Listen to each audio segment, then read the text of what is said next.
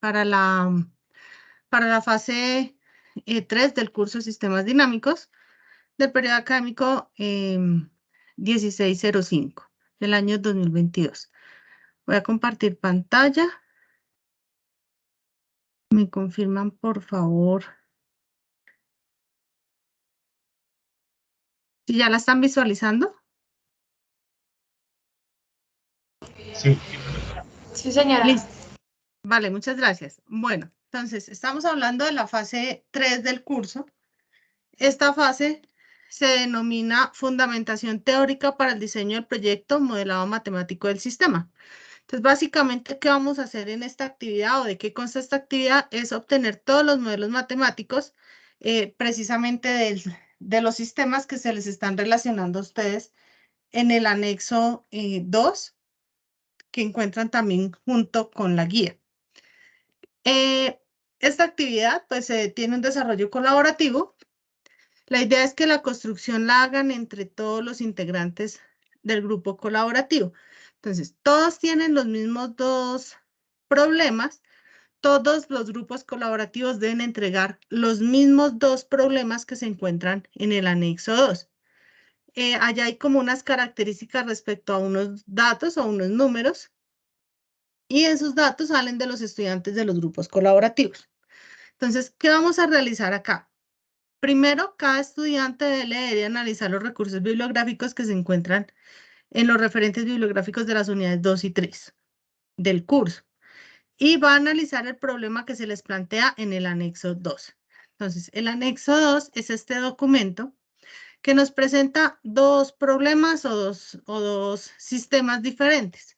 El primero es este sistema que está en la figura 1, que se denomina servomotor de corriente continua controlado por armadura.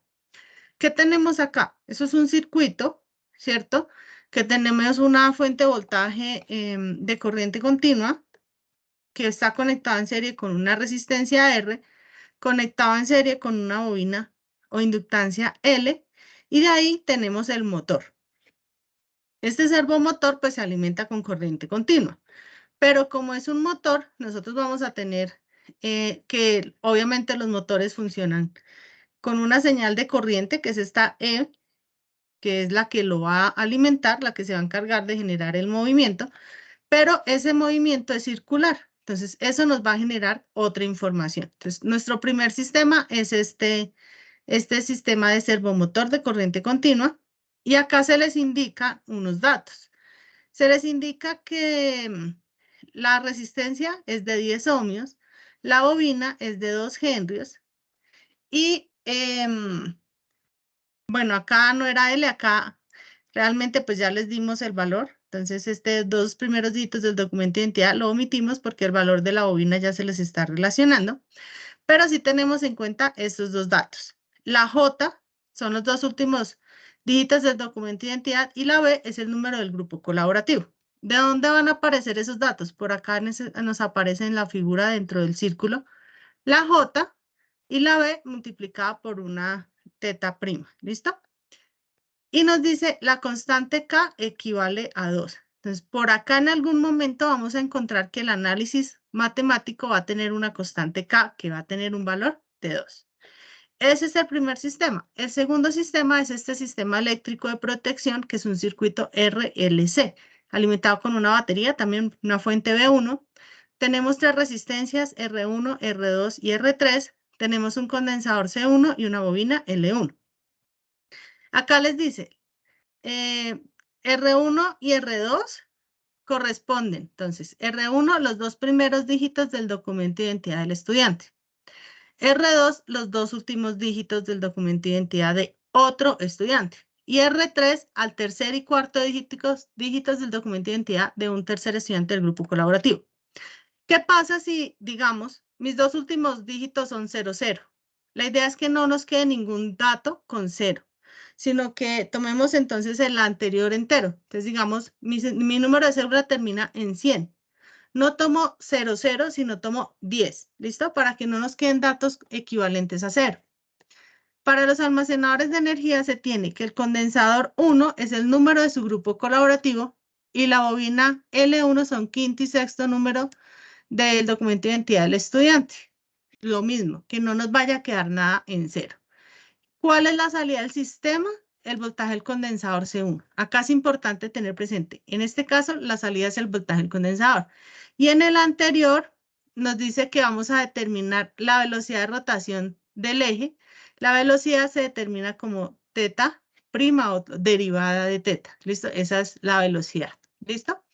Entonces, vamos a analizar esos dos problemas ya de manera individual. ¿Qué vamos a hacer como grupo? Como grupo vamos a desarrollar estos elementos que nos piden acá.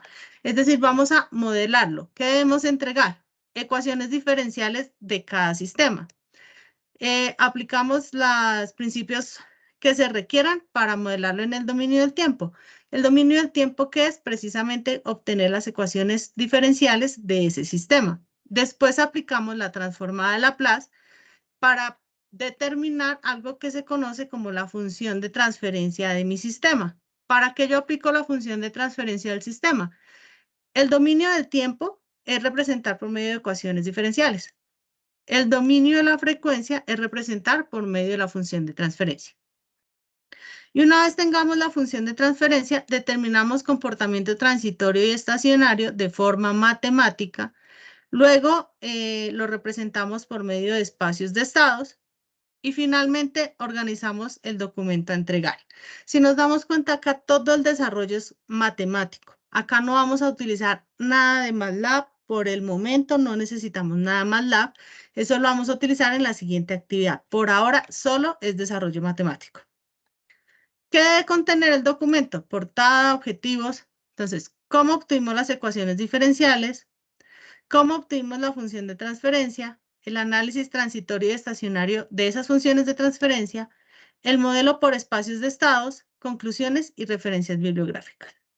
Y al final de la guía, pues encontramos cómo están distribuidos estos 120 puntos que tiene esta actividad. ¿Listo?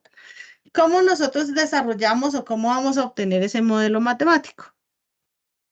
¿Están visualizando en este momento la presentación? Sí, señora. Sí. Listo. Vale, gracias. Entonces, ya lo hemos hablado en la presentación del curso. Acá nosotros nos vamos a centrar esa modelar o a representar por medio de ecuaciones y por medio de diagramas un sistema. Nosotros no le vamos a modificar nada a los sistemas. Entonces, a eso se le conoce como modelado. Entonces, el modelado básicamente es una forma de representación general de una entidad física o conceptual que nos permite obtener una descripción, definición, una predicción, una esquematización o caracterización de la información que representa cada uno de los sistemas. Entonces, es representar de una manera diferente algo que ya conocemos, como que ese circuito que tenía un motor o ese circuito que tenía condensador bobina. O si nos vamos a un nivel industrial, un procesador de alimentos, si nos vamos a un horno de una acería, ¿sí? A un proceso que ya nosotros lo conocemos como por su funcionamiento, pero para los sistemas inteligentes y los sistemas de control, ellos simplemente lo utilizan en base a unas ecuaciones y esas ecuaciones son las que nosotros vamos a aprender a obtener acá. Entonces, en los sistemas dinámicos, modelar un sistema facilita la explicación de forma matemática o gráfica de los comportamientos que se pueden obtener en un sistema dependiendo de una señal de entrada y que eso nos va a generar una señal de salida. Este es como el modelo base de un lazo de control, de un proceso, sistema, planta. Pero, ¿qué es lo que nosotros vamos a hacer acá? Representar la planta. Entonces, de manera matemática o de manera gráfica. Ya después, más adelante, ustedes van a ver qué podemos hacer con el bloque de medición y con el controlador, precisamente para corregir o mejorar los sistemas. Acá empezamos a trabajar dos elementos que son principales o que es lo primero que nosotros tenemos que identificar, independientemente si vamos a trabajar una representación matemática o si vamos a trabajar una representación gráfica. Es la variable de entrada y la variable de salida. Entonces, la variable de entrada es aquella que es independiente de la salida, de otras variables y del proceso de la planta, pero que permite su manipulación con el fin de obtener unas variables de salida con características determinadas. En pocas palabras, es la que me entrega la señal con la cual va a funcionar un proceso. No depende de la salida, pero ella sí va a generar cambios en la salida. Y la variable salida es el resultado que yo voy a obtener en mi proceso. De allí sí podemos ver cualquier cambio que yo haga en la entrada se va reflejado en la salida, pero cualquier cambio en la salida no necesariamente me va a afectar mi entrada. Entonces, son los elementos principales. Por eso ahorita les hacía énfasis cuando estábamos leyendo los dos problemas del anexo para que entendamos por qué es importante. Porque nosotros vamos a decir, este sistema funciona de esta manera si su salida es esta, pero va a funcionar de otra manera si tenemos otra opción de salida. Y ya ustedes, pues si quieren hacer el experimento después lo pueden hacer. Pero es importante o es lo que se recomienda que primero identifiquemos cuál va a ser mi entrada y cuál va a ser mi salida. Entonces les hago la pregunta. De acuerdo a esto, en este primer sistema, ¿cuál es la entrada? En el sistema del servomotor, ¿cuál es la entrada?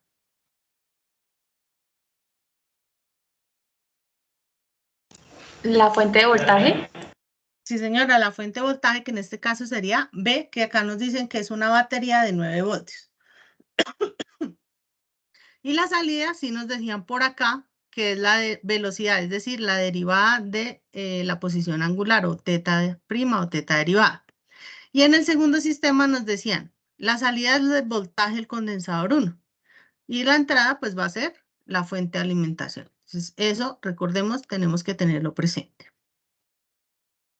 ¿Cómo podemos obtener modelos matemáticos? Seguramente ustedes en el desarrollo de la actividad anterior se dieron cuenta que nosotros podemos obtener muchas maneras de representar los modelos. Cuando lo estamos representando por medio de modelos matemáticos, nosotros encontramos que hay como 3 modelos principales o 3 formas de representarlo que se conocen como las principales, que es modelarlo en el dominio del tiempo. Por lo tanto, estamos hablando de ecuaciones diferenciales. ¿Por qué ecuaciones diferenciales? Las ecuaciones diferenciales pues van a tener derivadas. Y las derivadas nosotros ya sabemos que son los cambios que puede tener una variable en el tiempo. Entonces, por eso se llama modelado en el dominio del tiempo y se representa por ecuaciones diferenciales. La segunda forma es el modelado en el dominio de la frecuencia. Entonces, cuando hablamos del modelado en el dominio de la frecuencia, acá se conoce como función de transferencia. Es una ecuación que se denomina función de transferencia, pero para poder llegar allí nosotros tenemos que aplicar la famosa transformada de Laplace. Entonces, esa función de transferencia hace referencia a la aplicación de la transformada de Laplace a las ecuaciones diferenciales. Entonces, sí o sí tenemos que partir de la ecuación diferencial para obtener la función de transferencia. Finalmente encontramos el tercer modelo matemático, que es modelado en espacios de estados. Este modelado en espacios de estados es simplemente como encontrar cuáles son los diferentes datos o valores que encontramos en un sistema en estados diferentes, es decir, como en tiempos diferentes. Pero no podemos decir en un tiempo igual a 5 o en un tiempo igual a 3 o en un tiempo igual a infinito, sino siempre partimos cuando los sistemas están en su función ideal, que siempre tomamos como en un tiempo igual a 0. Entonces, ahora sí entrando en lo que son las ecuaciones diferenciales, recordemos que es modelado matemático. Entonces, las ecuaciones diferenciales, de acuerdo al orden de la ecuación, se pueden clasificar en sistema de orden 0, sistema primer orden, sistema segundo orden o sistema de orden superior. ¿Cómo los identificamos? Entonces me dice, primero, los de orden 0 no presentan derivada. Entonces, primer punto, son aquellas ecuaciones donde no vamos a tener derivadas. Y hace relación a sistemas únicamente disipativos, es decir, aquellos que no van a estar cambiando con el tiempo. Entonces, en la parte inferior encontramos una ecuación inferior izquierda que dice y de t es igual a una constante k por x de t. ¿Tenemos derivada en esta ecuación? No. Por lo tanto, eso es un sistema de orden 0, que no tenemos derivada. Segundo, me dice sistemas de primer orden. Los sistemas de primer orden presentan una sola derivada y esa derivada es de orden 1. El término asociado a la misma se relaciona a un elemento acumulador de energía. Entonces, en el segundo ejemplo tenemos esta ecuación. Tenemos una derivada de y de t y tenemos aparte la variable y de t. Entonces, tenemos la derivada en primera instancia y luego tenemos la variable sin derivar, ¿sí? Esta y. Pero nos dice, presentan una sola derivada y esa derivada es de orden 1. La derivada no está elevada a ningún exponente, por lo tanto es de orden 1. Entonces, ese sistema sería de orden 1. En el tercer caso nos dice un sistema de orden superior, del segundo orden. Entonces, presenta una derivada de orden 2, es decir, que tiene un exponente 2. Puede o no tener una derivada de primer orden en la ecuación y el sistema posee dos elementos acumuladores. Esta es otra posible forma de determinar que el sistema sea de segundo orden. Puede que no haya derivada elevada al cuadrado, pero sí podemos encontrar dos elementos acumuladores. Y ese sería el caso que tenemos acá en la tercera ecuación de la parte inferior. Tenemos una derivada de orden 2. Puede que exista o no exista la derivada de orden 1. Les pregunto, con respecto a los sistemas, en el sistema 2, ¿cuántos elementos acumuladores de energía tenemos? 3, 4, 3. ¿Cuáles? Las 3 resistencias. Las resistencias no acumulan energía. Acuérdense que los elementos que almacenan energía son el condensador y la bobina. Las resistencias no almacenan energía. Los únicos que lo pueden hacer son el condensador y la bobina, porque el condensador almacena voltaje y la bobina almacena corriente. ¿Listo? Entonces, tenemos dos elementos acumuladores de energía. En ese caso, estaríamos hablando de un sistema de segundo orden, porque acá me dice, el sistema posee dos elementos acumuladores. ¿Listo? Y en el último caso me dice un sistema de orden superior. ¿Cuándo hay un sistema de orden superior? Cuando tenemos derivadas de orden igual o superior a 3, o en su defecto, si tuviéramos, digamos, en este ejercicio, digamos, tuviéramos otro condensador, dos condensadores, una bobina. Ahí sí estaríamos hablando de un sistema de orden 3. ¿Sí queda claro cuáles son los elementos que nosotros llamamos acumuladores? Sí, señora. Listo, vale. Ahora sí entramos en los sistemas como tal para poder hablar de modelado. Entonces, en la actividad anterior, ustedes se les invitaba a que buscaran los principios físicos que rigen cada uno de esos sistemas. Hablamos de los sistemas hidráulicos, eléctricos, traslacionales, mecánicos, traslacionales, rotacionales. Y pues básicamente acá lo que vamos a hacer es tomar todos esos principios físicos que vimos allí y empezar a aplicarlos para poder obtener esas ecuaciones que me están requiriendo. Entonces, el primer caso son los sistemas mecánicos. Se pueden dividir en mecánicos traslacionales y mecánicos rotacionales. ¿Qué es lo único que cambia? El tipo de movimiento que nos genera. Mecánico traslacional es aquellos movimientos donde yo me traslado de manera horizontal o de manera vertical. En cambio, los rotacionales es donde yo me traslado de manera circular. Entonces, estoy rotando de manera circular. En ambos casos aplicamos lo que nos dice la segunda ley de Newton. ¿Qué nos dice la segunda ley de Newton? Que la aceleración en cualquier cuerpo rígido es directamente proporcional al desequilibrio de fuerza que actúe sobre este e inversamente proporcional a la masa del cuerpo. En otras palabras, hablando de los sistemas traslacionales, es la famosa ecuación de sumatoria de fuerzas igual a masa por la aceleración. Si estamos hablando de los sistemas rotacionales, es la ecuación relativa también a la masa por la aceleración, pero acá hablamos que la fuerza es el torque. Entonces, con lo cual yo estoy generando el movimiento. Es igual a la aceleración angular. ¿Por qué angular? Porque acá estamos hablando de movimiento rotacional, es decir, un movimiento circular y la forma de determinar los cambios o la variación dentro de un círculo, pues es a través de los ángulos que conforman ese círculo, por el momento de inercia alrededor de dicho eje. ¿Sí? Entonces, el momento de inercia que se está generando sobre el eje en el cual se está generando el movimiento. Entonces, estas dos son las ecuaciones base que nosotros debemos tener presentes cuando estamos hablando con un sistema mecánico. Entonces, ahora, yendo como más a fondo con el mecánico traslacional, tenemos el ejemplo más sencillo que es el sistema masa, resorte, amortiguador. Se tiene un cuerpo, que acá se representa como una masa. Tenemos el resorte, que el resorte siempre va a estar relacionado con una constante K. Esa constante es la constante pues, con la cual nos va a permitir que ese resorte se extienda o se comprima. y tenemos el amortiguador. Y ese amortiguador también va a estar representado por una constante que es la que nos va a permitir qué tanto va a generar o a expandir para ese movimiento. Entonces, ¿qué se hace cuando se tiene este tipo de sistemas? Entonces, se realiza con respecto a las fuerzas que actúan sobre la masa M, es decir, se hace como un diagrama de cuerpo libre. Esto que les estoy señalando acá, de esta figura, es el diagrama de cuerpo libre para el mismo sistema masa resorte amortiguador. ¿Qué es lo que se hace allí? Como reconocer cuáles son las fuerzas que actúan sobre el cuerpo. Me dicen, va a tener una fuerza, que es la señal de entrada, que se llama F de T, que es digamos que eso está colgado del techo. Y esa fuerza es con la que yo voy a hacer que la masa, que está suspendida en el aire, llegue hacia el suelo. Para lograr hacer eso, yo tengo que ejercerle una fuerza sobre esa masa, digamos que es un cubo. Yo tengo que empujar ese cubo hacia el suelo. Esa sería la fuerza que sería mi señal de entrada. Va, pues, como le indica acá la imagen, como tengo que llevarlo hacia el suelo, pues va en ese sentido. Pero el amortiguador y el resorte van a ejercer una acción contraria. Y es que ellos se oponen a ese movimiento y lo que van a hacer es quererlo regresar hacia el techo, que es de donde está suspendido.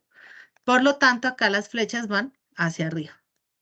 Simplemente que la fuerza 1 es la constante del resorte por el desplazamiento y la fuerza 2 es la constante del amortiguador por la velocidad con la cual se va a generar ese movimiento. Y lo único que se hace es la ecuación básica que acabamos de hablar. Sumatoria de fuerzas igual a masa por aceleración. ¿Cuáles fuerzas? La sumatoria de las fuerzas que acabamos de determinar. Tengo una primera fuerza que es con la que voy a generar el movimiento que se llama acá F de T. Esta primera fuerza que nos aparece acá en la ecuación. Y luego me dice menos F1 menos F2. ¿Por qué menos? Porque estamos ejerciendo una acción contraria a la dirección que lleva la fuerza que va a generar el movimiento. Por esa razón, al ser contraria, ya nos está diciendo que las vamos a restar. Y acá simplemente lo que hacemos es reemplazarla por la variable que corresponde. La fuerza 1 es la constante K del resorte por el desplazamiento que me va a generar. En la segunda es la constante CF de amortiguamiento por la velocidad con la cual se va a generar. Pero nosotros sabemos que la velocidad es la derivada del desplazamiento. Entonces simplemente reemplazamos por las variables. Y si nos damos cuenta, aquí ya me apareció una derivada, que es lo que me interesa en las ecuaciones diferenciales. Y acá me dice, acuérdense que eso lo tiene que igualar a la masa por la aceleración. La masa, pues, es la variable m, y la aceleración es la derivada de la velocidad. Por lo tanto, es la segunda derivada del desplazamiento. Y de ahí es donde nos aparece la famosa derivada de orden 2. Entonces, por lo tanto, un sistema masa, resorte, amortiguador simple es un sistema de orden 2.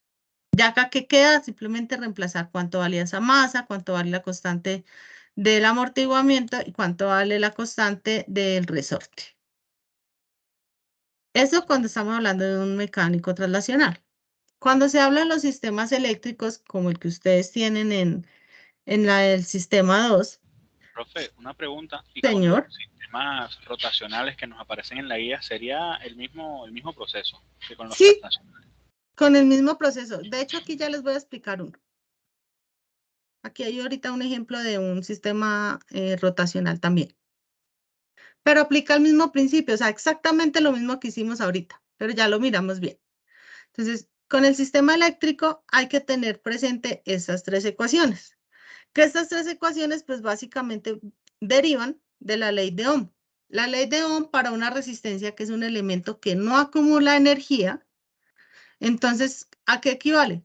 Que el voltaje que hay sobre ese elemento es la corriente que circula a través de ella por el valor de su resistencia. Ley de Ohm sencilla. Pero cuando hablamos de condensador y bobina, la cosa ya nos cambia un poco. ¿Por qué? Porque estos elementos almacenan la energía.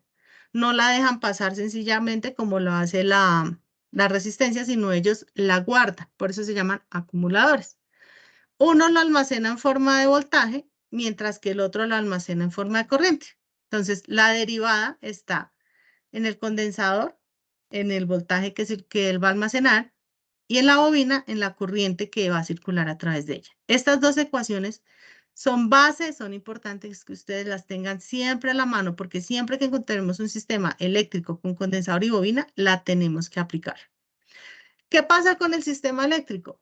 Hay una sugerencia de unos pasos a seguir para modelarlo. Lo primero que me dicen es, mire su circuito y defina cuántas mallas y nodos tiene el circuito seleccionado y nómbrelas. Recordemos que para hacer el análisis de un circuito, lo primero que hacíamos era eso.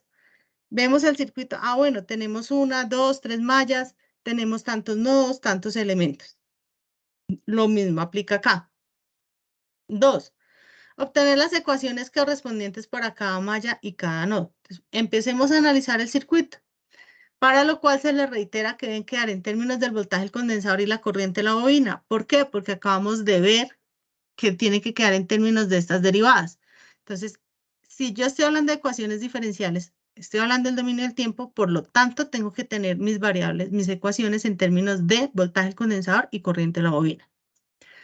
Tercero, determine las variables del sistema con las cuales va a trabajar. Listo, pero acá me dan como una advertencia. No hacer circuito abierto o cortocircuito en condensador o bobina, teniendo en cuenta que la fuente de alimentación del circuito es DC. Seguramente cuando vimos análisis de circuitos y estábamos analizando una malla con condensador y con bobina, si el sistema se alimentaba con corriente continua, nos decían, fácil, el condensador se comporta como un circuito abierto, la bobina se comporta como un cortocircuito. Por lo mismo que uno almacena voltaje, el otro almacena corriente. Acá no podemos hacer eso. ¿Por qué? Porque si yo hago eso, ¿dónde me van a quedar las variables que yo necesito? Recordemos que debe quedar en términos del voltaje, el condensador y la corriente de la bobina. Si yo hago eso, las estoy quitando. ¿Y de dónde las voy a sacar después? No se puede analizar el voltaje o corriente del condensador y la bobina como si fuera una resistencia. Obviamente no lo podemos analizar así porque ya volvimos a ver. Condensador almacena voltaje, bobina almacena corriente. No se puede usar la corriente, perdón, la ecuación de voltaje del condensador que depende del valor de la carga del mismo. Ustedes saben que existe una equivalencia para determinar el voltaje del condensador que depende de su capacitancia en faradios y su carga en columbios. No la necesitamos acá. ¿Por qué? Porque acá solamente me van a decir si acaso cuánto vale el condensador en faradios, pero nunca me van a dar el dato de la variable en columbios. Entonces voy a quedar con una variable de más que no conozco. Entonces, no nos interesa llegar allá. Y si nos aparece una ecuación en términos de integral, pues simplemente se aplica la función contraria que sería derivada. Eso simplemente es como para tener presentes esas indicaciones. Acá hay un ejemplo muy similar al que ustedes tienen en el sistema 2, simplemente pues que tiene unos elementos como ubicados en un orden diferente. Pero el sistema, como tal, el análisis del sistema va a ser el mismo. Entonces, recordemos, condiciones importantes. El sistema tiene dos elementos almacenadores de energía. En este caso tenemos el condensador C1 y la bobina L1. Por lo tanto, tengo que llevar todo a que quede en términos de voltaje del condensador y corriente de la bobina. Ahora me dice, ¿cuántos elementos tenemos? Tenemos 3 resistencias, tenemos una bobina, un condensador, una fuente. ¿Cuántas mallas tenemos? Una malla general que está conformada por la resistencia 1, la bobina L1, el condensador C1, la resistencia R3 y la fuente. Esa es mi primera malla.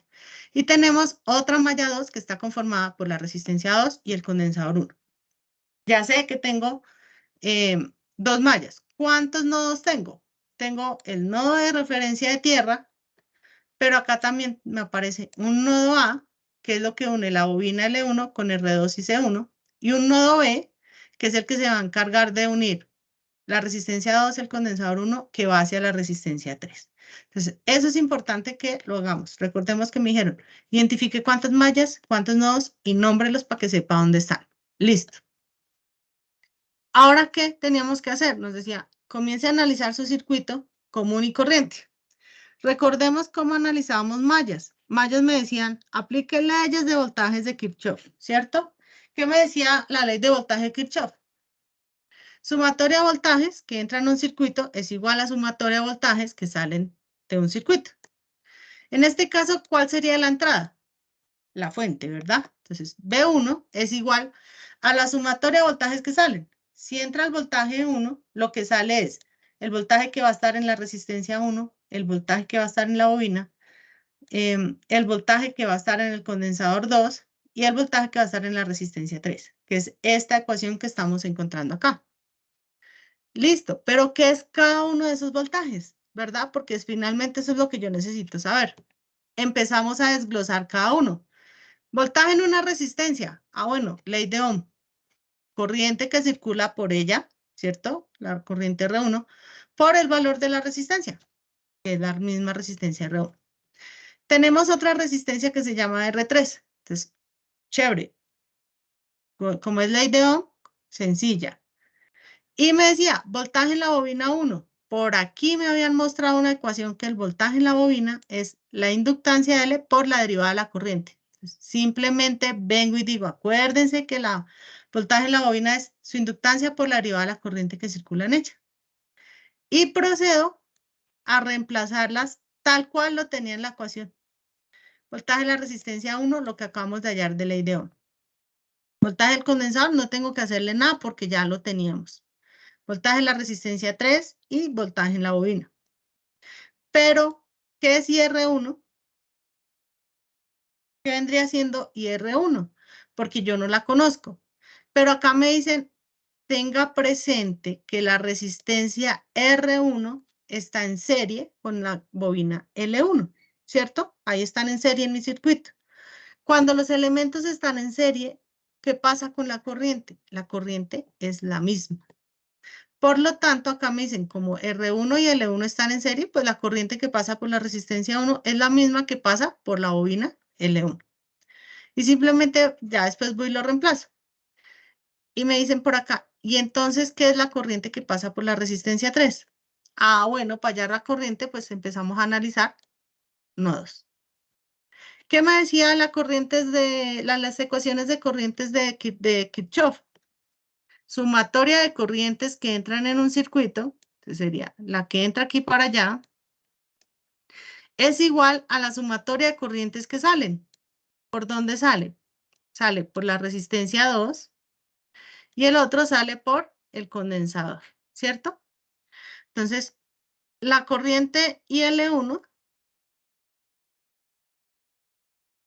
es igual a la corriente que pasa por la resistencia 2 más la corriente que pasa por el condensador CO. Ah, bueno, ¿y entonces qué es el nodo B? ¿Qué entra al nodo B? Pues las mismas dos que acabamos de analizar, resistencia 2 más la del condensador, es igual a lo que sale la corriente por la resistencia 3. Y acá, tal como se representa, tengo los mismos datos en azul. Por lo tanto, la corriente es exactamente la misma. La corriente 3 es la misma corriente de la bobina, por lo tanto es la misma IR1 también. Entonces, simplemente lo que hice fue venir a reemplazar donde teníamos IR1 y IL1 en la ecuación de arriba, en esta.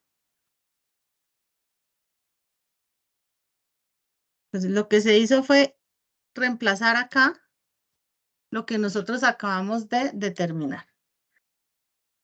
Donde estaba IR1 ponemos la de la bobina porque está en serie y es la misma. Y donde estaba IR3 también ponemos la de la bobina porque ya nos dimos cuenta por nodos que es la misma. Y ya tenemos una primera ecuación. Ahora nos dicen, vamos a ver la malla 2. La malla 2 ya lo vimos, está conformada por el condensador y la resistencia. En este momento, como están ahí ubicadas en el circuito, son dos elementos que están en paralelo. ¿Qué pasa con elementos que están conectados en paralelo? El voltaje es exactamente el mismo. Por eso acá me dice, el voltaje del condensador es igual al voltaje sobre la resistencia 2. Ah, bueno, ¿y qué es BR2? Pues ya sé que el voltaje del condensador, pero no me sirve decir que es el voltaje del condensador, sino, bueno, por ley de Ohm, ¿qué es? Ah, bueno, por ley de Ohm es la corriente R2 por valor de la resistencia. Listo, pero ¿y qué es la corriente R2? Entonces, simplemente por acá teníamos la corriente R2, despejamos. Entonces esta IC pasa a restar al otro lado. Nos queda que la corriente R2 es la corriente de la bobina menos la corriente del condensador. Por allá atrás me han dicho la corriente del condensador equivale a esto. Ah, bueno, entramos a reemplazar. Reemplazamos y tenemos que BR2 equivale a esto que tenemos acá. Y reemplazamos en la primera ecuación. ¿Cuál? La que dije que era el paralelo del voltaje del condensador igual al voltaje de la resistencia base. Y acá tenemos nuestra segunda ecuación. Vamos a organizarlas.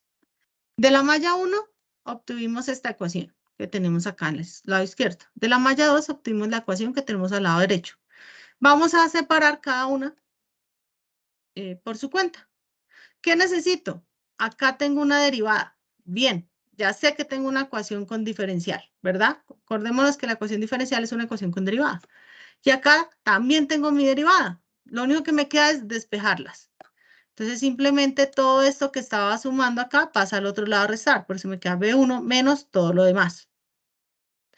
Bueno, acá creo que me quedó un error. Acá sería menos, ¿no? Que el voltaje del condensador estaba positivo. Realmente acá es menos el voltaje del condensador. Seguimos despejando. Acá pues era como un ejemplo para poder llegar a unos valores. Ustedes tienen allá cuánto vale la resistencia 1, cuánto vale la 2, cuánto vale la 3, el condensador y la bobina. Simplemente acá vimos unos valores y llegamos a esto. Recordemos que este signo pues estaría mal acá. Acá sería, en realidad sería menos. Entonces, para que pues, lo tengamos presente más adelante. Y lo mismo hacemos con la otra ecuación. Entonces, este está negativo, la voy a pasar al otro lado con signo contrario, y este viene acá. Entonces, cambio signos y hacemos exactamente lo mismo. Reemplazamos los valores que me dijeron por acá de los elementos y obtengo las dos ecuaciones. Estas dos serían las ecuaciones diferenciales de este sistema eléctrico o el modelo en el dominio del tiempo. Ese mismo procedimiento es el que tienen que hacer ustedes con el sistema 2 que tienen en el anexo. Después me dice, venga, ese sistema, aplíquele la transformada de Laplace. La transformada de Laplace, para quienes ya vieron señales y sistemas, es un operador lineal perteneciente a la familia de las integrantes a las integrales de transformación. Es decir, aquí, ¿qué es lo que vamos a hacer? Transformar. Es que vamos a transformar una ecuación diferencial a una forma lineal que sea como más fácil de trabajar. Entonces, básicamente, lo que hace la transformada de Laplace es que se le aplica esa transformada o esa función a una variable en el tiempo y nos la convierte a una variable en la frecuencia. Entonces, en la frecuencia, nosotros ya entramos a trabajar no con el tiempo, que será la t, sino con la s, que es la representación de la frecuencia. Entonces, eso es lo que nosotros vamos a hacer. Para hacer eso, como dice por acá, hay una integral y hay un procedimiento matemático. Ese procedimiento, pues ya ustedes, quienes ya lo vieron en señales y sistemas o lo están viendo en ese momento, lo van a ver más adelante, ya les queda para que ustedes aprendan a hacer ese procedimiento allá, pero básicamente con nosotros lo que hacemos es una transformación lineal. ¿Qué es lo que nosotros vamos a encontrar acá? El cambio de las derivadas, que son las que estaban en el tiempo, a la variable S, que es la variable de la frecuencia. Entonces, básicamente lo que hace es convertir una ecuación diferencial que venía siendo algo difícil en una función algebraica sencilla.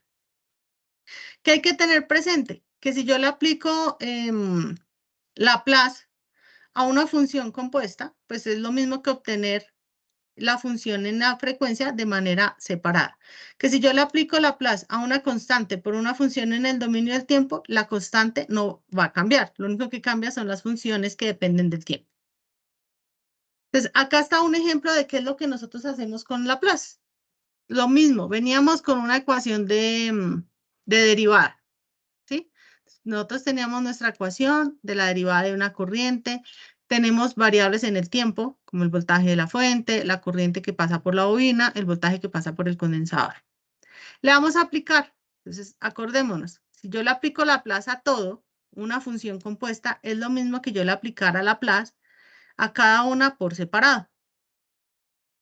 Y recordemos que las constantes no cambian. Lo único que va a cambiar es la variable. ¿Pero en qué cambia? Donde encontramos el cambio significativo es que en la derivada, cuando yo le aplico Laplace a una derivada, me aparece la función lineal. Por eso se llama transformación lineal de una ecuación diferencial del tiempo a la frecuencia, porque quito la derivada y la cambio por la variable s. Es una función lineal. Si nos damos cuenta, es una representación mucho más sencilla, porque esto que tenemos aquí equivale a esta misma función. Pero es más sencillo verla como aparece en la parte inferior que no como aparece en la parte superior, porque ya por el simple hecho de que yo veo una derivada, como que entro como a, uy, esto es complejo de desarrollar. Entonces, básicamente eso es lo que nosotros hacemos. Pero bueno, ya apliqué la transformada de Laplace, pero ¿qué hago para representarlo en la frecuencia? Entonces, la representación de Laplace o la aplicación de Laplace me sirve para llevar a hacer unas operaciones algebraicas sencillas que finalmente me determinen lo que es la función de transferencia. La función de transferencia, ¿qué es? Es el cambio o la relación de cambio que existe entre la salida versus la entrada a mi sistema. De ahí la importancia de saber cuál es mi entrada y cuál es mi salida. Porque si yo analizo dos salidas diferentes, nos vamos a encontrar con funciones de transferencia diferentes, a pesar de ser el mismo sistema. Entonces, por ejemplo, lo que estamos haciendo ahorita, allí me dijeron, acuérdese que su salida es el voltaje del condensador, pero alguien me puede haber dicho, vamos a hacer que la salida es la corriente de la bobina, ¿sí? O sea, alguien me puede haber cambiado esa variable y pues obviamente esa ecuación de la función de transferencia cambia porque depende de lo que a mí me dicen que es mi salida. Entonces, básicamente esta es la forma base de la función de transferencia. Allí es a lo que debemos llegar. ¿Cuáles son las ventajas de trabajar con la función de transferencia? Pues que estamos hablando con ecuaciones lineales. Son ecuaciones sencillas, son ecuaciones algebraicas. Como nos dimos cuenta, pasamos de una derivada que lo vemos como algo complejo y ahora simplemente me aparece una letra S. Entonces, eso ya la hace más sencilla. Son independientes de la magnitud y naturaleza de la señal de entrada, es decir, que lo que cambie a un lado no me va a afectar esa función de transferencia, porque ya va a depender directamente dentro de la forma como yo represento la ecuación, que es esto. La letra Y siempre va a ser la salida, la letra U siempre va a ser la entrada. Acá hay algo que nos dice que si no conozco la ecuación diferencial que describe el sistema, se puede obtener la función de transferencia de forma experimental, siempre y cuando yo tenga datos de entrada y de salida, que es otra forma de modelar sistemas. ¿Qué información puedo obtener yo desde las ecuaciones de las funciones de transferencia a un sistema? Los polos y ceros que tiene mi sistema. ¿Y eso qué es? Simplemente es una manera de entender si un sistema va a ser estable o no va a ser estable. Entonces, esta forma o estas ecuaciones que tenemos acá son ecuaciones de funciones de transferencia. ¿Cómo lo podemos determinar? Acuérdense que hablábamos de la letra S. Esa letra S es lo que me va a determinar a mí, que es una función de transferencia, que estamos hablando de la frecuencia.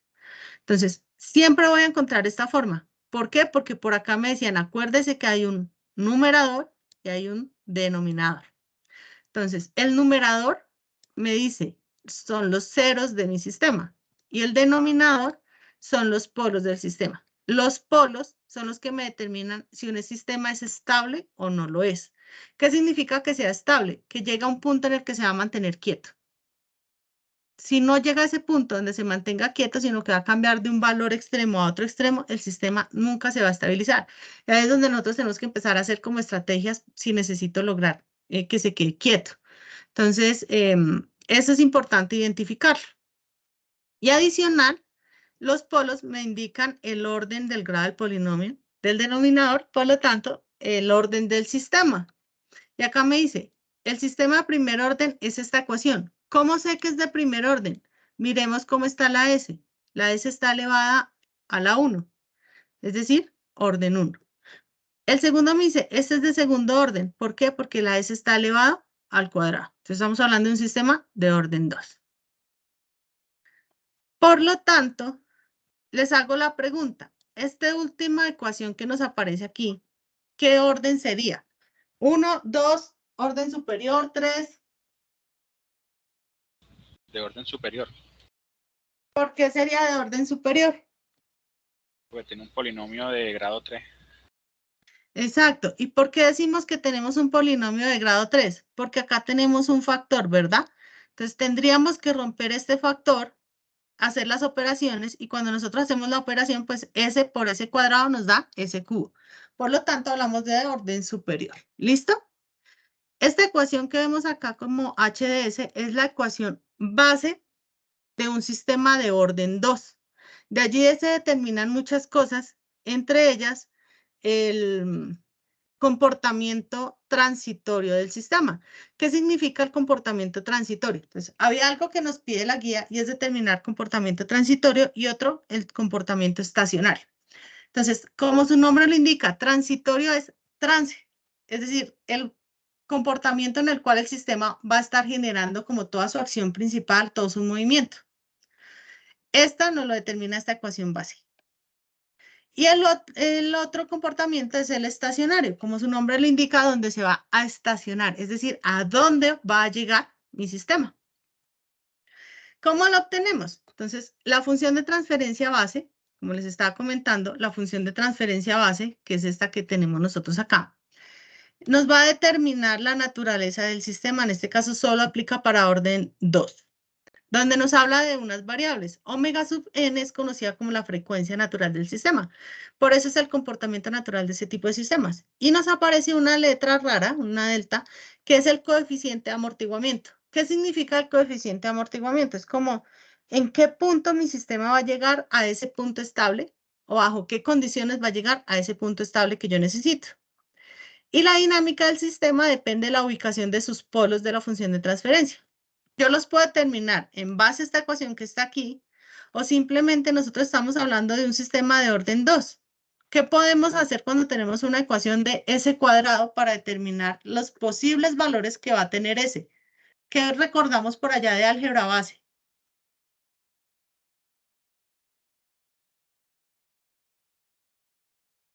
¿Recuerdan cuando nos hablaban de la famosa función cuadrática desde el colegio, desde el curso de álgebra, trigonometría?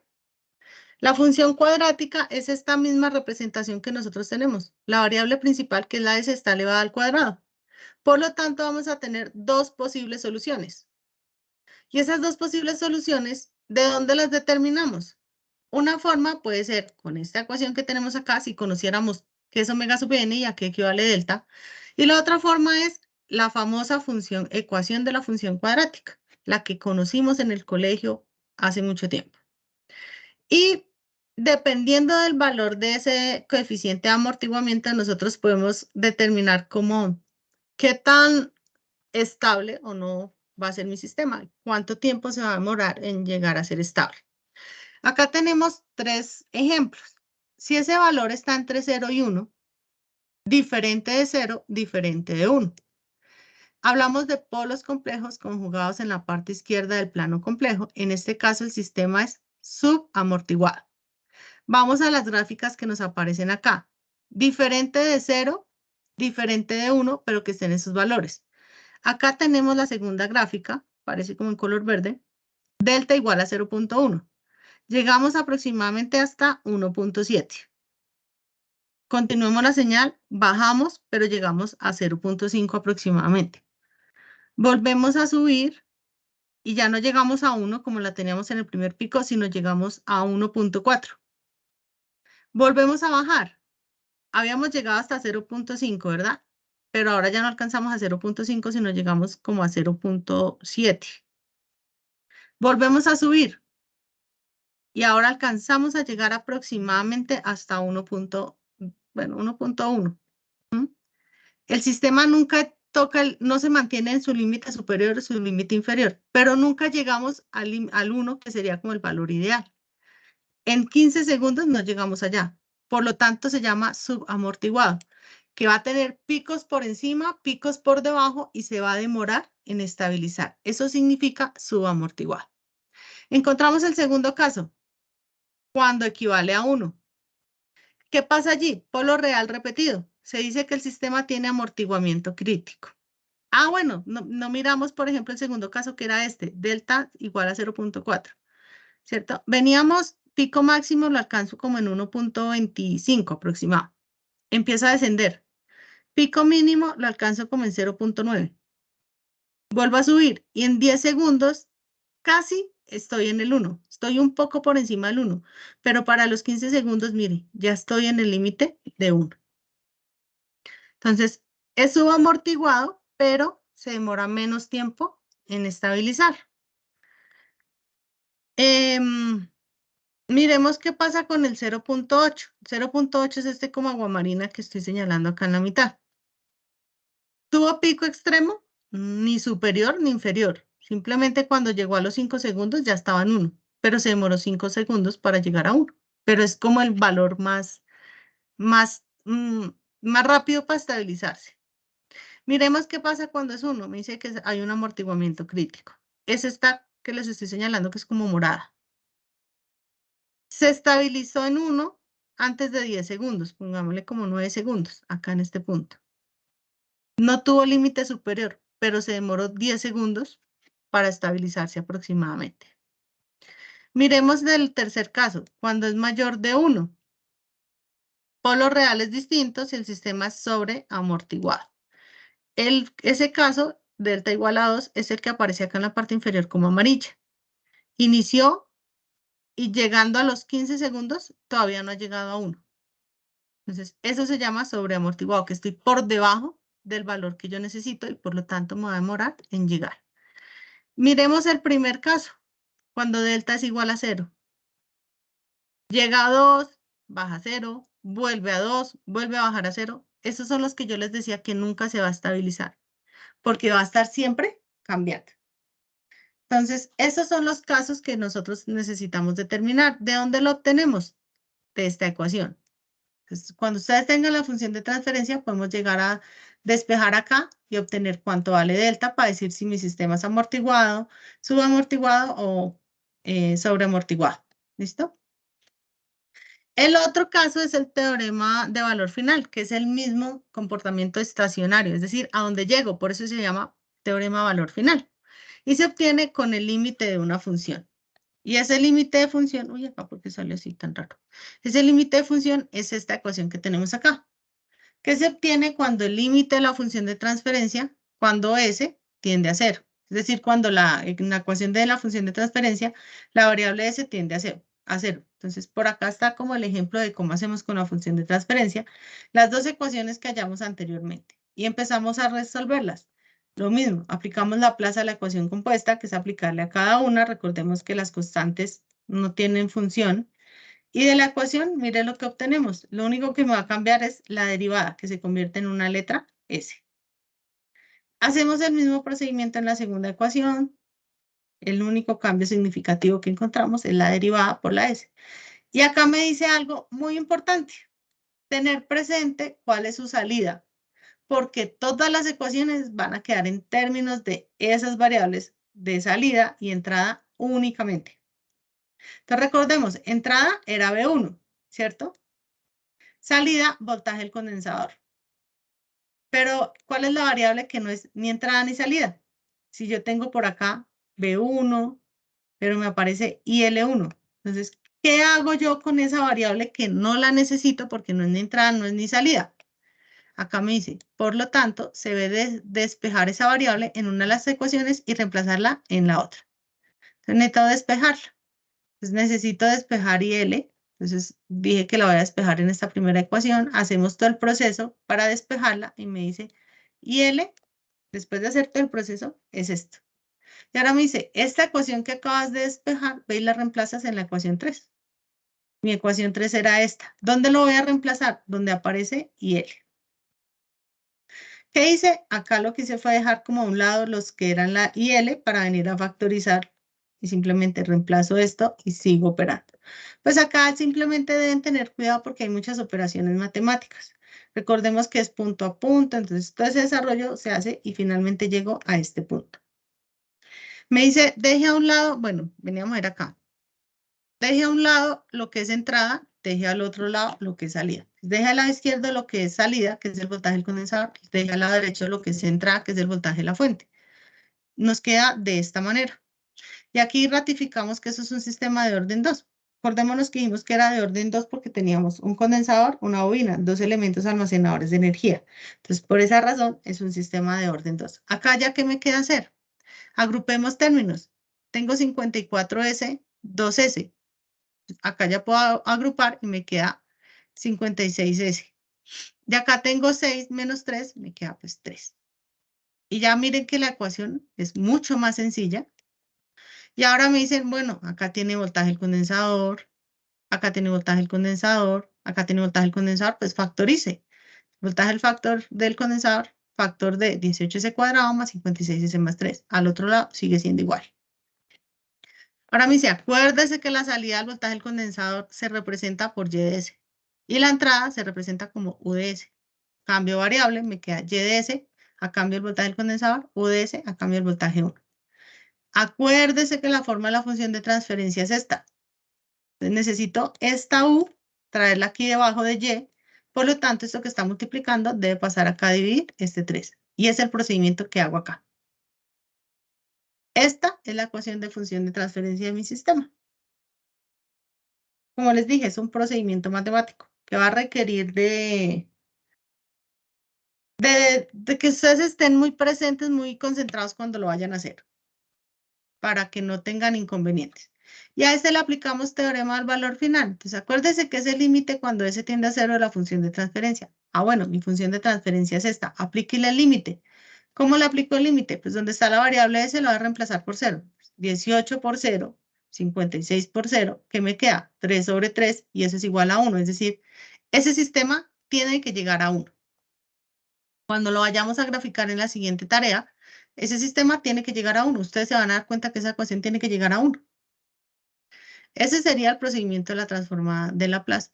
¿Cómo obtenemos lo que les estaba hablando de si el sistema es estable o es inestable? ¿Cuándo es estable? Cuando dan con polos negativos. ¿Cuándo es inestable? Cuando dan con polos positivos. Acá empezamos a hablar con números imaginarios, porque recordémonos que estamos hablando del plano S y la S representaba J omega. J significa imaginarios.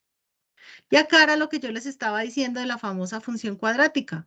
Tengo el denominador una función, una ecuación de orden 2, sistema de orden 2.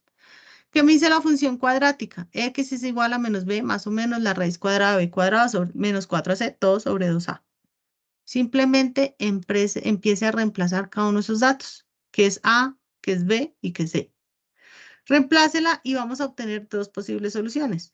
Solución 1, menos 0,5. Y acá era 2, perdón. Solución 2, menos 3.05. Ambos son negativos. El sistema va a ser estable. ¿Por qué? Porque por acá una gráfica me decía, son estables si están en el lado izquierdo o son negativos. Por lo tanto, los dos polos me dieron negativos, el sistema es estable. Y ya sé que es estable porque acabamos de hacer un límite y me dice, oiga, esto llega a 1. Entonces ya sabemos que es estable.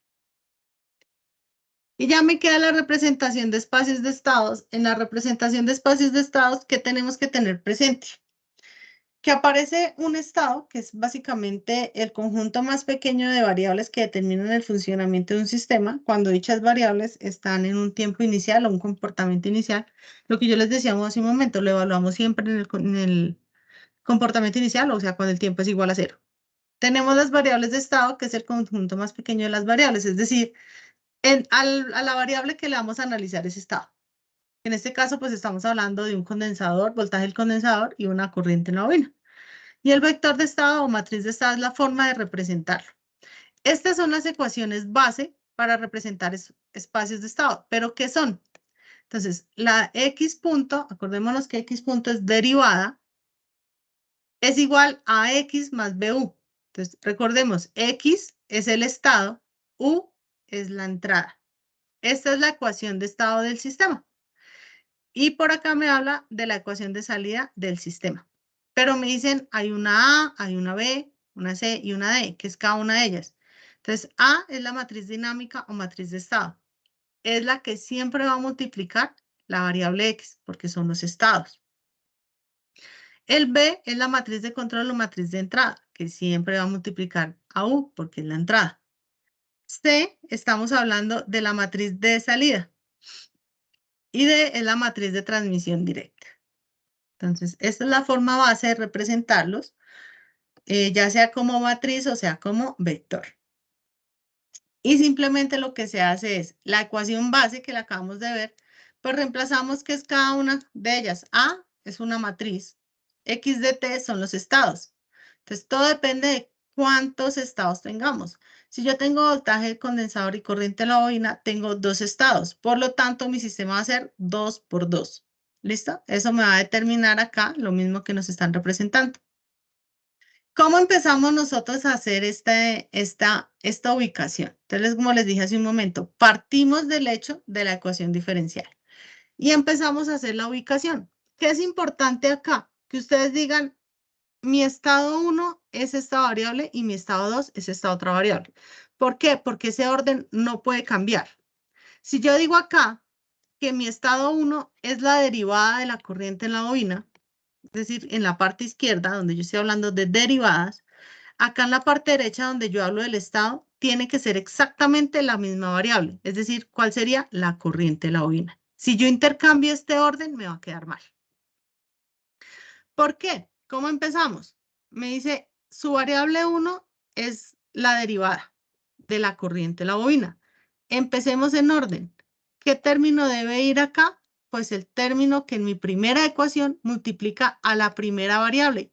Si yo dije que la variable 1 es la corriente, pues el término que en la ecuación multiplica a la corriente. En ese caso, ¿qué valor sería?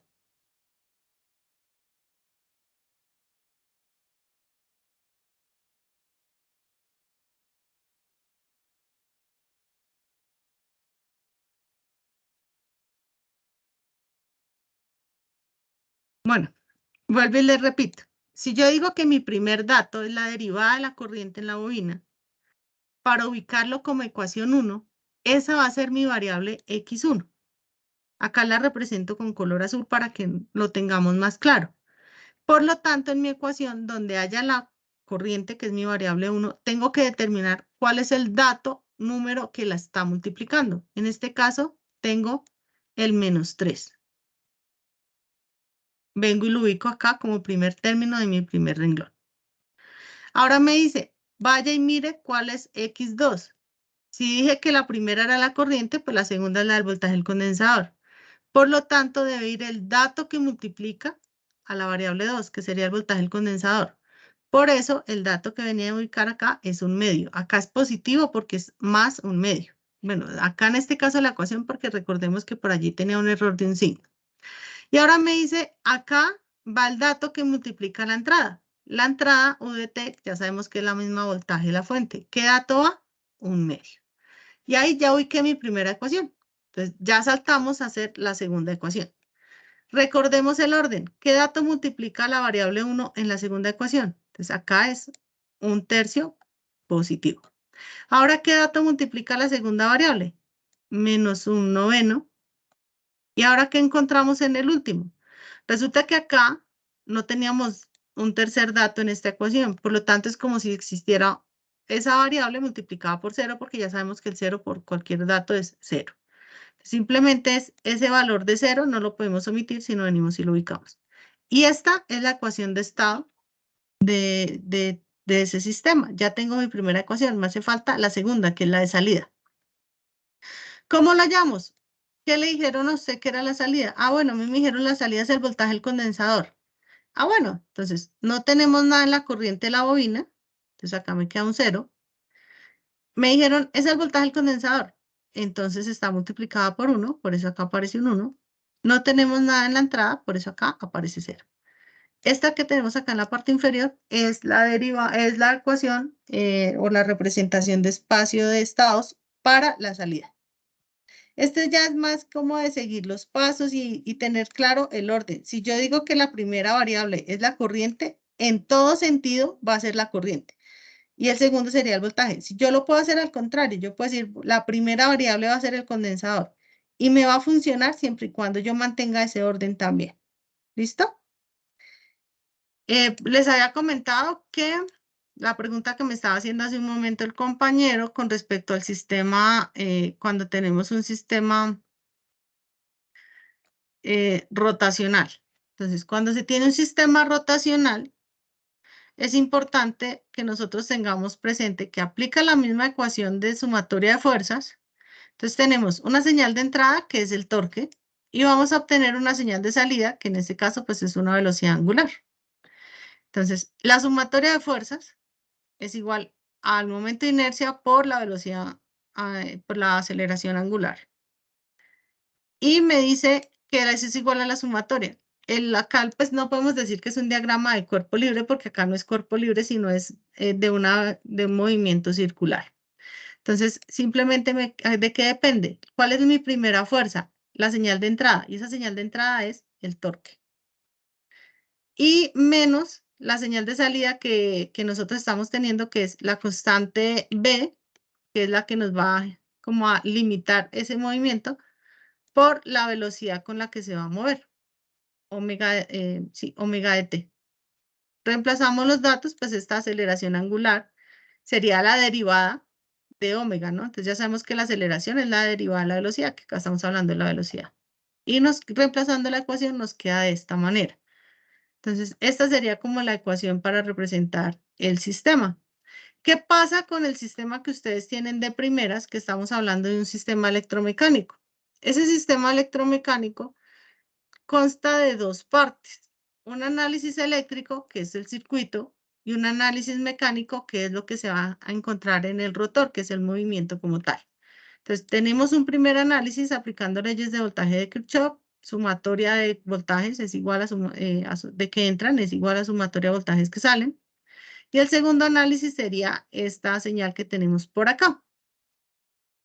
Con respecto a este desarrollo en el canal de YouTube, abrirlo por acá, en el canal de YouTube se tiene un video que es precisamente el modelado de ese sistema, lo pueden usar claramente para el desarrollo de su actividad, más que para el desarrollo, pues con la invitación para que ustedes lo entiendan, para que pues lo analicemos más a fondo y tengamos claridad en el sistema. Y es este video, que es del modelado de sistema de un sistema electromecánico. Entonces, lo que yo les estaba hablando. Entonces, el sistema electromecánico consta de dos partes.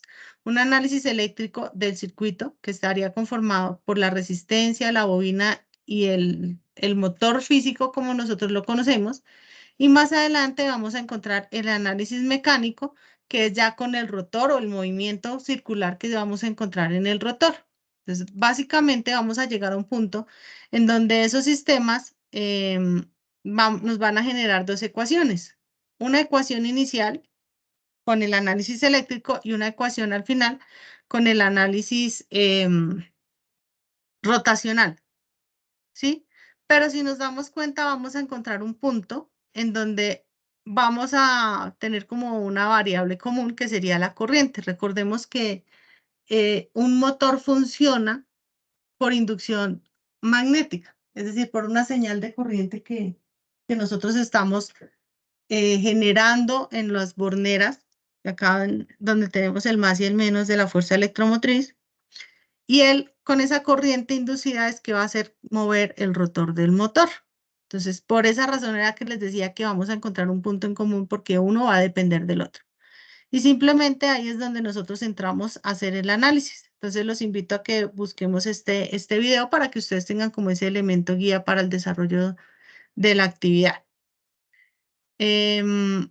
Igual con la grabación se les va a entregar esta presentación que usamos acá. Y pues también le solicito el favor al ingeniero José Leonardo cuando les envíe la grabación y el documento, que también les envíe el video del motor eléctrico para que ustedes pues tengan esa información allí para desarrollarla. No sé si hay alguna pregunta, pues la invitación para que ustedes también lo desarrollen. Sé que la actividad cierra este fin de semana, que tuvimos un inconveniente con el desarrollo de la webconferencia, por lo cual le quería pedir el favor al ingeniero José Leonardo que o sea, como que la siguiente semana, que es como la semana que se tiene de receso, se les deje a ellos la posibilidad de hacer la entrega durante la otra semana también. Entonces, para que su merced tenga presente que, pues nosotros tuvimos un retraso con la webconferencia, entonces pues lo más justo sería darles a ellos también el tiempo para que puedan desarrollar la actividad de ingeniero. Entonces era Profe, como a esa mí solicitud. no me quedó muy claro la parte donde calculan la constante de atenuación. La que es como una G, que es como una letra griega que se parece a una G. No me quedó muy claro cómo es que se saca. ¿En cuál ejercicio? En el segundo, en el que es el circuito. Ok. Espérame, voy a compartir pantalla y me dices en qué parte.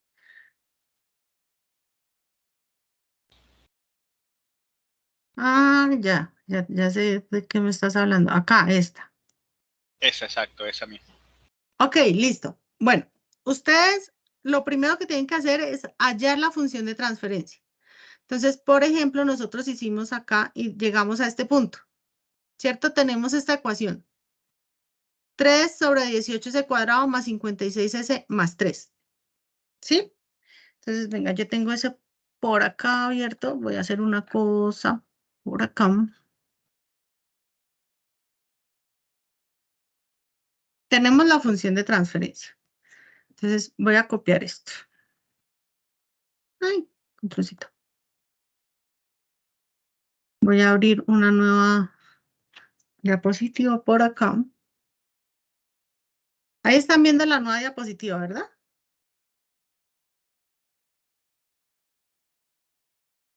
Sí. Listo. Primer caso.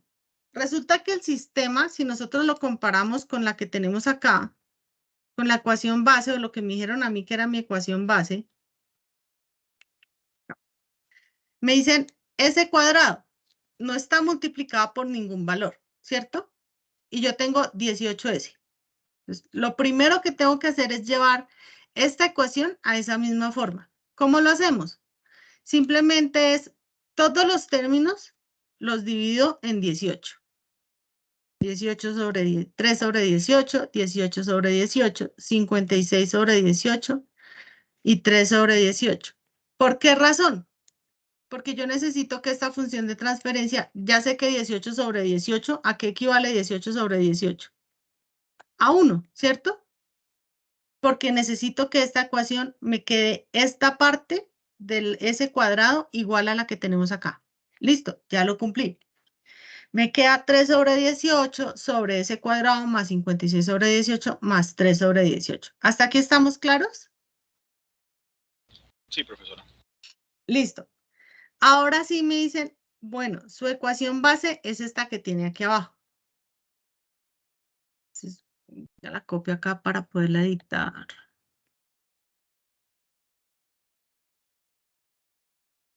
Ay, ¿será que sí me deja editar? Sí, no está como imagen. Bueno, ya la copiamos por acá. Voy a tenerla acá a este lado. Entonces me dice, esta es su ecuación base para poder determinar a qué equivale esa delta. Voy a insertar por acá una ecuación. Insertar ecuación. ¿Qué tengo que hacer? Tengo que copiar la ecuación que ya tengo del denominador y eso lo igualo con lo que tengo al otro lado en la ecuación. Es decir, esto que tengo allá, s cuadrado más 2 delta omega sub s, omega sub ns más omega sub n al cuadrado. ¿Sí? Entonces, espérate, lo insertamos acá. Entonces, esto sería igual a s al cuadrado más 2 veces delta por acá. Bueno, la voy a poner por esta mientras tanto, ¿listo? No es que sea esa, sino que es para efectos de poderla terminar rápido acá.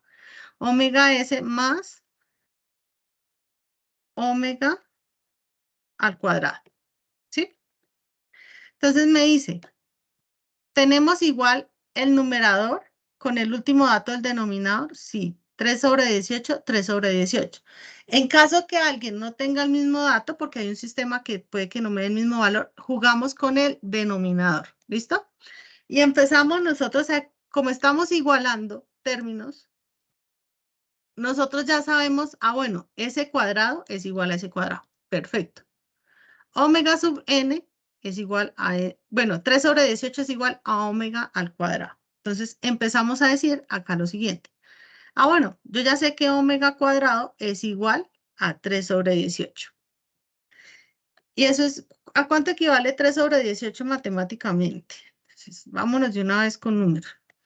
0.16. Entonces, 0.16. Pero me dice que esto es raíz cuadrada. Perdón, es elevado al cuadrado. ¿Cuál es la función contraria para poder determinar a qué equivale omega? Porque en la otra ecuación yo tengo es omega solita, ¿verdad? Entonces, ¿cómo le quito este cuadrado? Pues lo meto en raíz cuadrada. Entonces voy a insertar acá para que pues nos quede el paso a paso a todos de qué es lo que tenemos que hacer acá.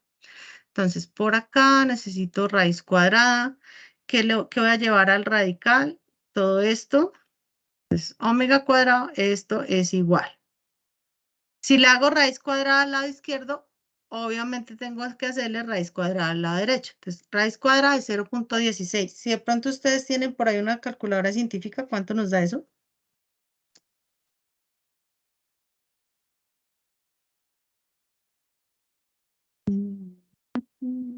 Raíz cuadrada. 0.4, ¿sí? 0.4. Entonces, esto es igual a omega. ¿Sí? Si yo le hago raíz cuadrada a omega al cuadrado, ¿qué me queda? Omega. ¿Estamos de acuerdo todos? Sí, profesora. Listo. Ahora vámonos con esta parte de la ecuación.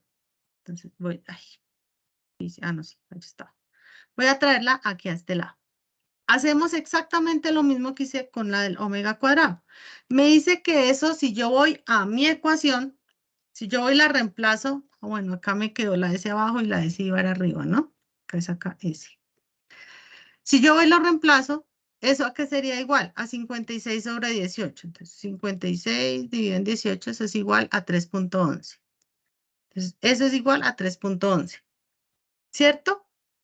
Porque estamos haciendo igualación de dos ecuaciones. Me dicen, acuérdese que omega vale, bueno, eso es igual a por S. Acuérdese que omega ya la determinó y omega vale 0.4. Entonces voy a reemplazar esos daticos por acá.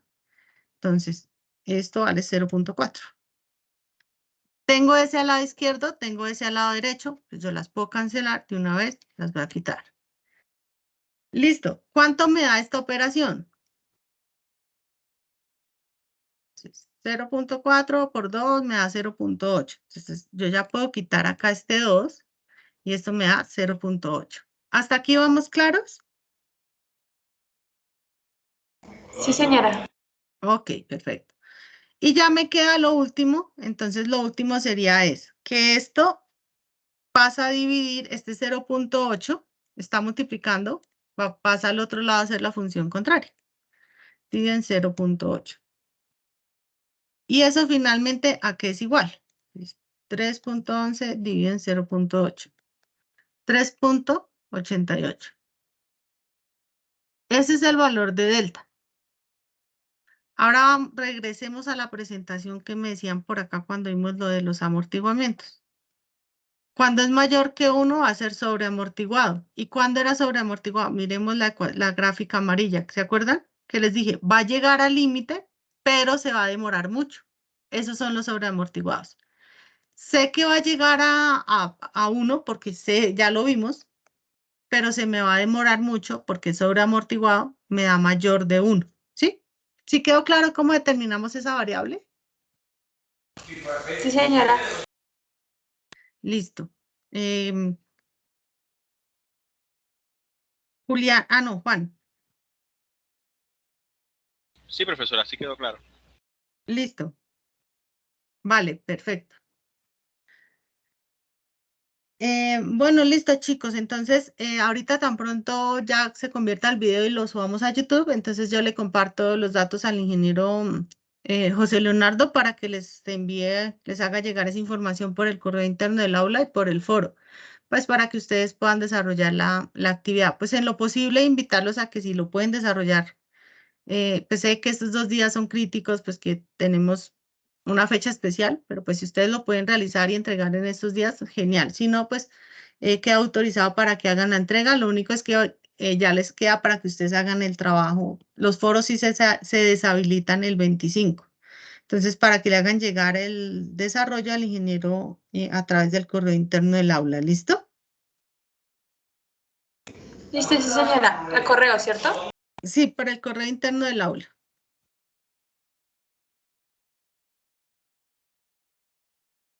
Bueno, les agradezco Jessica y Juan Camilo pues por la participación, pues también extenderles la disculpa por el inconveniente que tuvimos con el desarrollo de la web, que no fue posible realizarla antes, entonces pues por eso también les brindamos la posibilidad de que lo realicen en la semana que no está contemplada con el cruce con la siguiente actividad y pues autoriza la entrega por medio del correo interno del aula.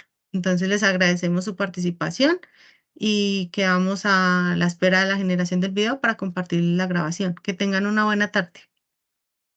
Igualmente, tutora. Igualmente, profesora. Muchas gracias, profe Adriana, y